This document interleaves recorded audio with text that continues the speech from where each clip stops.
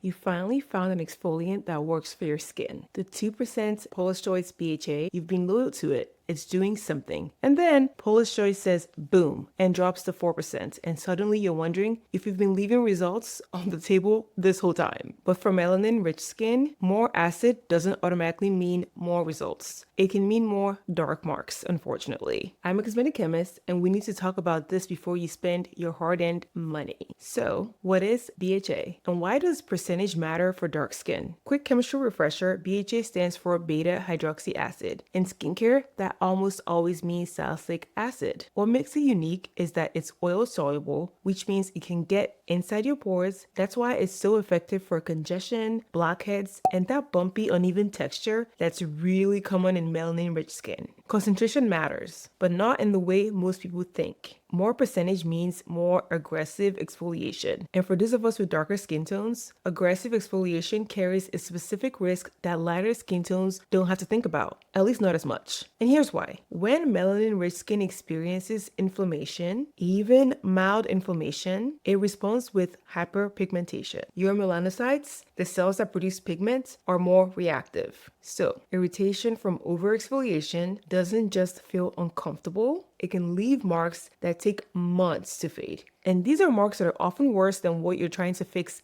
in the first place. So let's look at what Paula's Choice actually changed here, because what I found in this new formula tells me a lot about who this product is actually designed for. The classic 2% BHA, if you've been in skincare for 5 minutes, you know this product. It's famously minimal, only 8 ingredients. Water, a couple of humectants, pH adjusters, and salicylic acid. That simplicity is a big part of why it's so well tolerated. My skin loves this stuff, but it's even more especially tolerated on sensitive skin. The new 4% is more complex. The concentration literally doubled, but they also added adenosine and glycerin as highlighted ingredients. And I want to talk to you guys about that because that says a lot about this new formulation. Adenosine is an anti-aging ingredient used for firmness and fine lines. Glycerin is a humectant that draws moisture into the skin. Why add those to a higher concentration exfoliant, you ask? Because at 4%, Paula's Choice knows the formula needs a buffer. They're trying to give you more aggressive exfoliation while compensating for the irritation potential. That's actually smart formulating, I'll give them that. But here's the thing, while that compensation is helpful, it doesn't eliminate the risk. You're still delivering double the salicylic acid to your skin. And for melanin-rich skin, prone to post-inflammatory hyperpigmentation, that increased exfoliation load needs to be approached very carefully, if at all. And one more thing worth noticing, the way Paula's Choice markets the 2% versus the 4% is completely different. The 2% leans into acne and blemish language, blackheads, whiteheads, clogged pores. The 4% drops all of that and talks about texture, congestion, and anti-aging, which follows the FDA's guidelines, but that's a completely different conversation. Just know that that shift is very intentional and it matters for how you should think about which one is actually for you. I know some of you have been using the 2% for months, maybe years, and your skin has been fine, and now you're looking at this 4% thinking, let's upgrade, maybe this is the next step.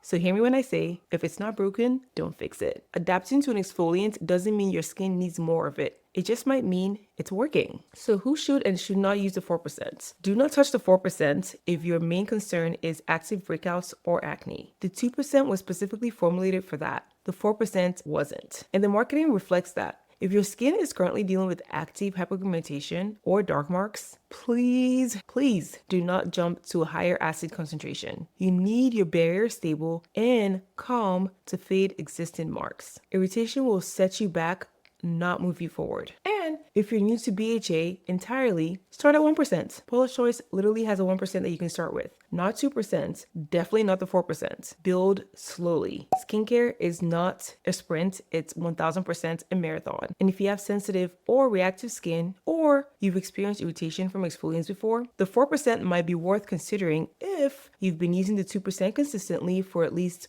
6 months with zero irritation, your skin is resilient, not reactive, you feel like you've genuinely just plateaued, texture isn't budging, congestion is not clearing, and your concerns are about refinement and anti-aging, then reactive breakouts. If that's you, ease in, baby. Ease in, okay? 2 or 3 times a week, watch your skin for any new sensitivity or dark marks. Those are your signals to pull back. Sometimes the product that works is the one that you already have. And I know you don't want to hear it, but that's the truth. The 4% BHA is a well-formulated product. I'm not saying it's not. Paula's Choice knows what they're doing, and the adenosine and glycerin additions show that they thought about the irritation potential. But for melanin-rich skin, the risk-benefit calculation is different than it is for someone else. More acid is only better when your skin actually needs it and can handle it. So, if you have active hyperpigmentation, reactive skin, or you're newer to exfoliants, the 2% is still your best friend. It was built for the concerns most of us are actually dealing with.